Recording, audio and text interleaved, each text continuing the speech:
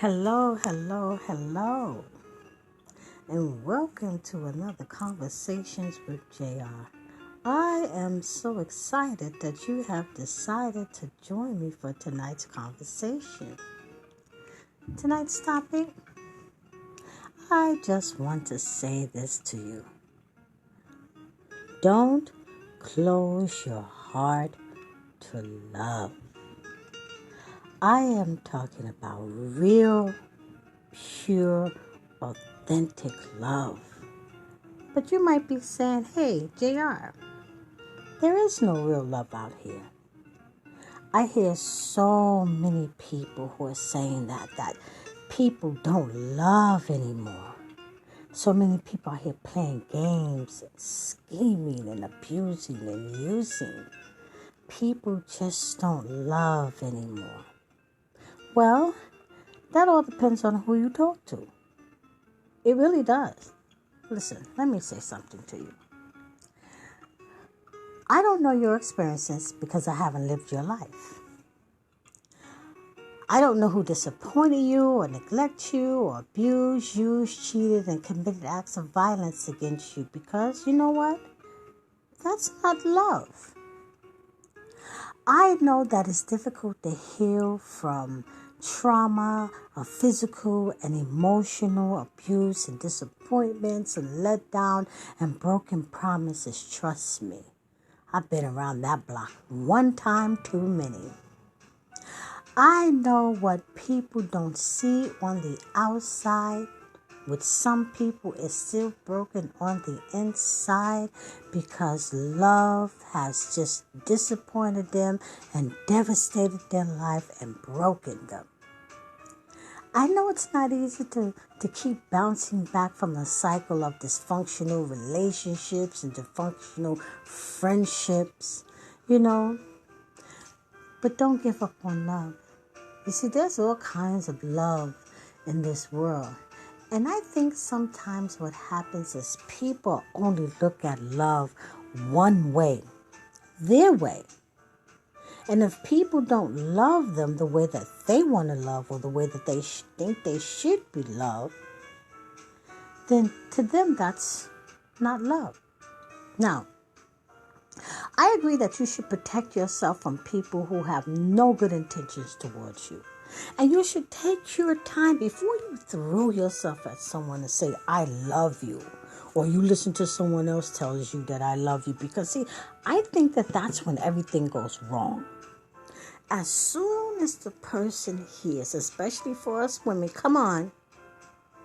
As soon as the person hears, I love you. Do you love me? Are you in love with me? Do you love me because what I can do for you, what I can bring for you, what's happening to us at the moment? Or are you in love with me? Think about that. Isn't that two different things? I agree that you should guard your heart, your mind, your body, and your soul from people who will drain you of your kindness and your compassion and of your authentic love. But if you build a wall around your heart high and tight and shutting yourself away from engaging in social settings that will help you to heal, laugh, smile, and to hope, you're robbing yourself of the chance encounter that you might one day meet the person who will give you authentic love. They will understand the assignment. They will understand you. They will get you. They will listen to you.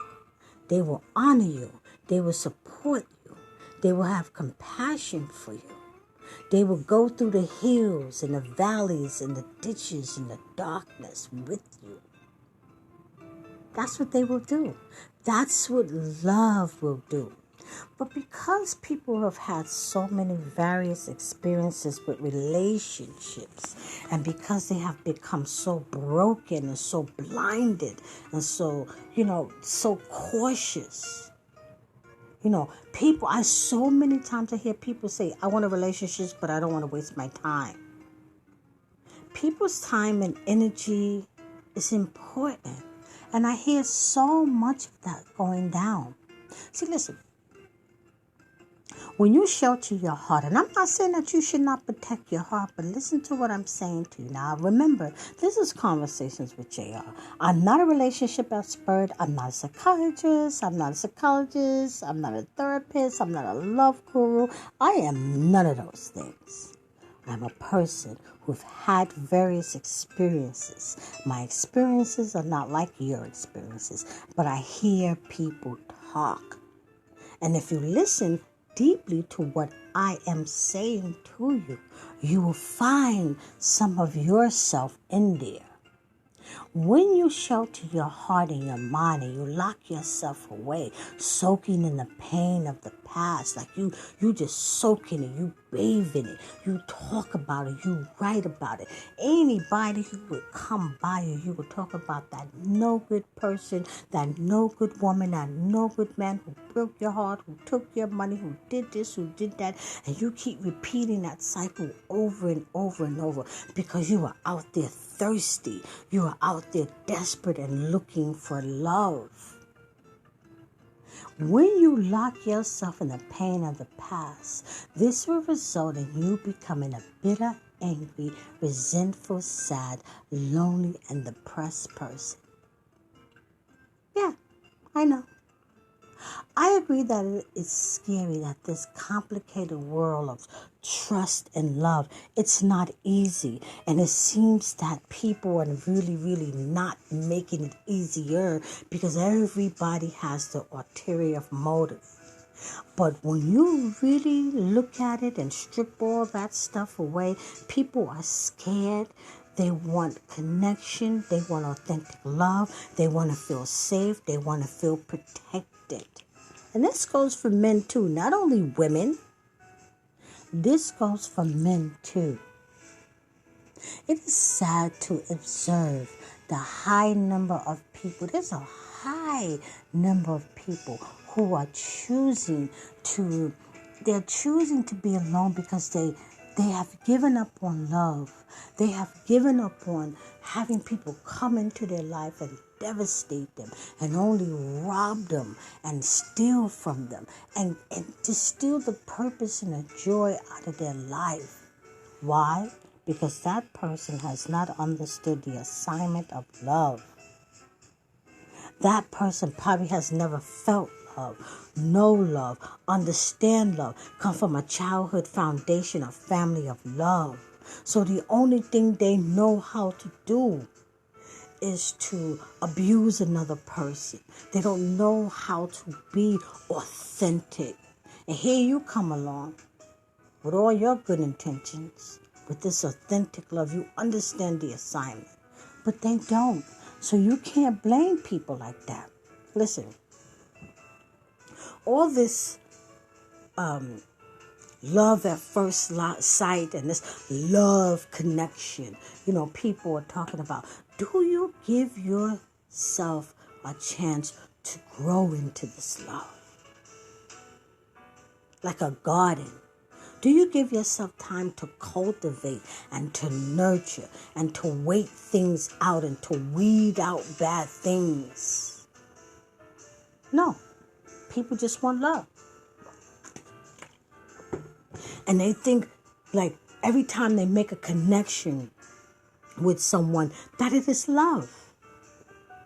How do you know this? Do you love yourself? Do you care about yourself? Do you have self-worth? Do you have a high self-esteem? Do you hold yourself in high regards? Do you take care of yourself? Do you provide for yourself? This is all about loving yourself. This is all about becoming love yourself. Before you hold somebody else hostage for love. Before you tell someone else, well, you have to love me because I love you. Love comes in many different forms and many different levels. And sometimes what happens to people is that when you get into these so-called intimate relationships or situationships, and a person shows you their love the best way that they can, sometimes people are not accepting of that. And I know a lot of women do that to men. They're not really accepting of the way that a man can love you. If he's really authentically showing you the best way that he can, the way that he knows how to love you, but you say that ain't it, then maybe you have some this fantasy type of love that you should really think about what it is that you are seeking when you look out for this love. See, I like to share my experiences with my listeners. And I was very young when I gave my heart away. And we use that phrase, give your heart away, because the heart is an organ. You don't just give it away. But I was very young and I did not understand this thing called life, this thing called love, this thing called sex, this thing called relationship. So I thought the first young man, and I was young and he was young, I thought the first young man who laid hands on me, I was in love. And he impregnated me. And I thought that we were going to go run off living happily ever after and run off into the sunset. And I thought this was love. No, it wasn't love. It was two foolish young people who didn't know what they were doing, created this baby. This young man figured out that he did not want the responsibilities of fatherhood, and off he went into the sunset. And thus became my years and years of dysfunctional relationship and living a life of trauma and emotional brokenness, because I was so thirsty and hungry and needy for this connection, this thing called love, that I would do just about anything, that people use me, abuse me, submit to anything, people pleasing, you name it, I have done it in the name of love. But that wasn't love.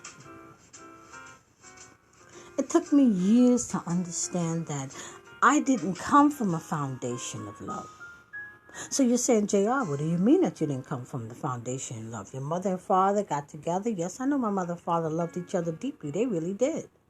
And they created me, therefore I was created out of love. I did not come from a foundation of love, because I found after years and years of therapy, professional help, being on the road of path of healing, I found out years later that I knew, reflecting back, I did not have a happy childhood. There was really no real true basis of foundation and love in that house. I didn't feel it. I didn't feel wanted. I always felt fear in the house. The house was just a place of chaos. There was so much going on in the house. There was no love. There was no hugs. There was no kisses. There was just no bonding. How did I know? I used to go to friends' house and I used to see different things going on in their house. And that's why I ran out into the world, like a lot of young people do, especially young women. And I ran out into the world looking for this attention, looking for this thirst of love, this thing that was inside of me, this longing that was inside of me. I was looking for it, thirsty for it. I needed it. And that's what broke me, because I guess everybody saw me coming. And I was used and abused and neglected and schemed on and played games and played around with, until I hit one brick wall too many. And I was so depleted. I was so drained. I was so empty. I had nothing to give no one, not even to myself. And that's when I decided, I always talk about my path to healing, but that's what led me to the path of healing. I didn't know I didn't love myself. I didn't know that I wasn't taking care of myself. I didn't know I had low self-esteem, low self-worth. I knew nothing. But I know one thing. I wasn't loved. I was not loved. I was not loving me, bringing all the love and care to myself. I knew something was wrong. I found the path to healing. I found the path to forgiveness of myself and others. It has been a difficult but necessary journey. I'm the person, because I am that person who shut myself off from love. I am that person who built such a tight wall around my heart, around me, because I wanted to feel safe. I was tired of the pain. I was tired of the anger. I was tired of the resentment. I was tired of broken promises and disappointment and lies. You standing up in my face telling me you love me. You wasn't in love with me. I know the difference now. I locked myself away from the cruelness of the wolves in shift clothing. And it was a lonely existence. But I felt safe. And that's what happens when you close yourself off to love. You become cold. And you become bitter. And there's no joy. And there is no laughter. There is joy and there is laughter. But it's a different type of laughter. Okay, and you become so closed off, and you become so stoic, and you become so cold that you forget the warmth of companionship because you're so afraid. You forget what it feels like to be in the arms of another because you have become so afraid. You're afraid. You're afraid of being broken again. And being lied to again. And being disappointed again. And being used again. That was me. I long for the joys of companionship. I long for the touching and the warmth of another human being. Life is very different when it's just one. But I settled for that one because I wanted to love me. I wanted to give myself everything that I thought that someone else owed me. And I owed it to myself. And after all the digging, after all the healing, after all the self-help books and the hundreds of journals that I've written and things like that, I come to understand this simple thing called love. I cultivated within myself. I planted within myself. I healed my heart. I forgave people. I forgave myself, which was a very, very important lesson.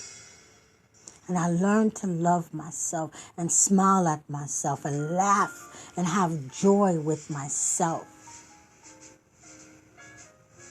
I hope one day that I will meet the one who understands the true assignment of love.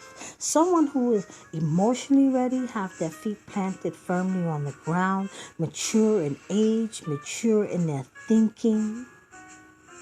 Someone who understands that just saying I love you to me isn't going to get it.